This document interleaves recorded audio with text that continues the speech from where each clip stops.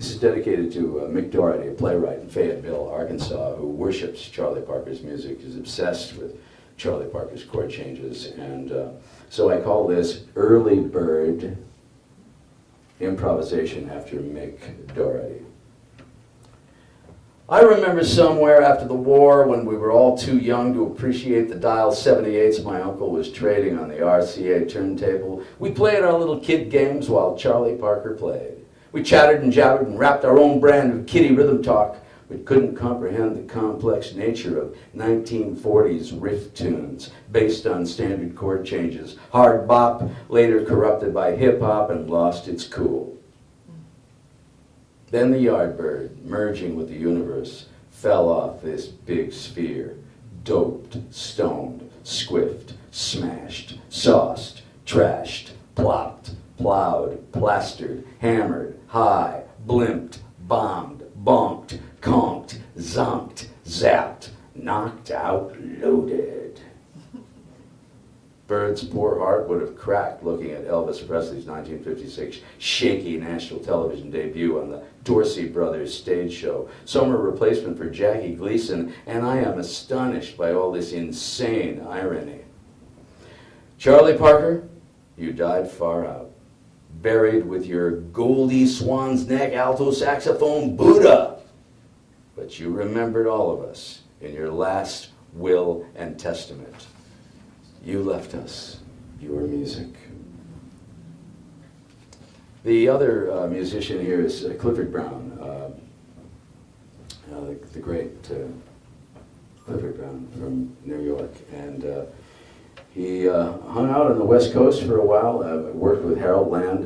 This is about that amazing quintet, Harold Land and Brownie in the front line. And the rhythm section was Richie Powell on piano, George Morrow on bass, and Lawrence Marabelle on drums. And this is called Brownie's Lament. Actually, Max Roach was the drummer on that date. An East Coast drummer came out and replaced Lawrence Marabelle and played drums on the date, and that's what made the session so kind of amazing. Brownie's Lament. With Max Roach gone, none left now from that classic quintet. Co-leader Clifford Brown, 1955, along with the ride Stride Bebop from Richie Powell, Bud's brother, rumored to have even more impressively fluent left hand than Bud. Richie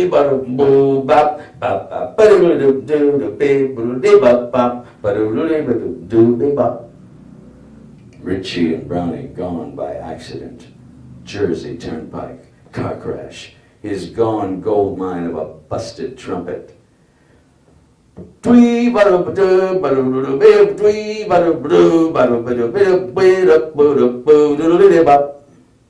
Brass bell got all bent.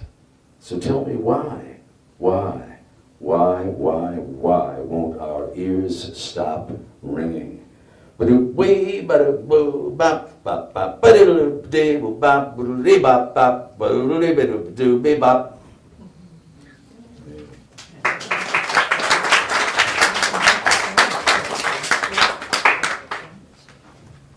Yeah, that whole quintet is gone now, isn't it? Henry Rollins was, besides being a lead singer of the band called Black Flag, was a very enterprising guy. He started his own publishing company, he started his own music corporation, he's a host of his own television program now on IFC. And I toured with Henry a little bit in 1984. And when I was writing the book, a lot of people leaned on Henry. They really bugged him about it. They said, Rollins, you're an illiterate. You know, they were trying to always kind of grab him. He said, oh, no, I read books. They tried to supercharge him, and it didn't work. He stayed cool. And so I wrote this. He's actually sometime after Henry had handed me this 12-inch LP vinyl called Family Man. I listened to a track, some Greg Ginn jam track called The Pups Are Dogging It. And I wrote this answer to, this is called This Message to Henry Rollins. Hey, Henry, don't be too concerned with those who accuse you of being illiterate. Ernest Hemingway was literate. One day, Papa Hem hoisted a shotgun to his head, inserted both barrels into his mouth, jerked the trigger once, and pasted bits of his brain to the wall. As for myself, Henry, as you possibly already understand, I spend all of my free time behind a 1945 red-top Corona, alone, impoverished, crazed, caged, and outraged. Really, just trying to figure out a way I might choose to reduce any chances of fame. That's from a book of mine, a collection called Nursery Rhyme Assassin, which is now really out of print. And I'll read something else from Nursery Rhyme Assassin. One of the features of Nursery Rhyme Assassin was that they had pictures. This is one of the pages, and its title is Judy Garland, and a picture of her reading sheet music from Harvey Girls, I guess it is. So this is called Judy Garland. Somewhere under some kind of smog-bleached rainbow, there is the plop a raindrop makes upon a stack of stale amphetamines.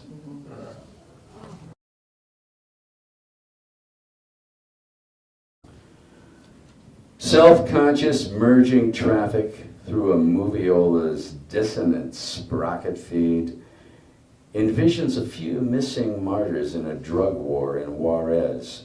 The border town is trucker-grown. Cars are kidnapped girls, obscured by freeway rain. Private imaginations are where grief visits, and the sound is amazing in the way the water dance and Eve Spout makes as it mixes with Annie Ross singing Farmer's Market really becomes its own damp counterpoint. So we listen to the sprockets as poverty nibbles in our pockets. All the while, all these radiated angels Madonna the hair abhors, and we matador strange bulls. They congregate inside our skulls with a cast of thousands. Whatever will be perceived is a nihilist descent in metaphoric dissolve. Without mercy.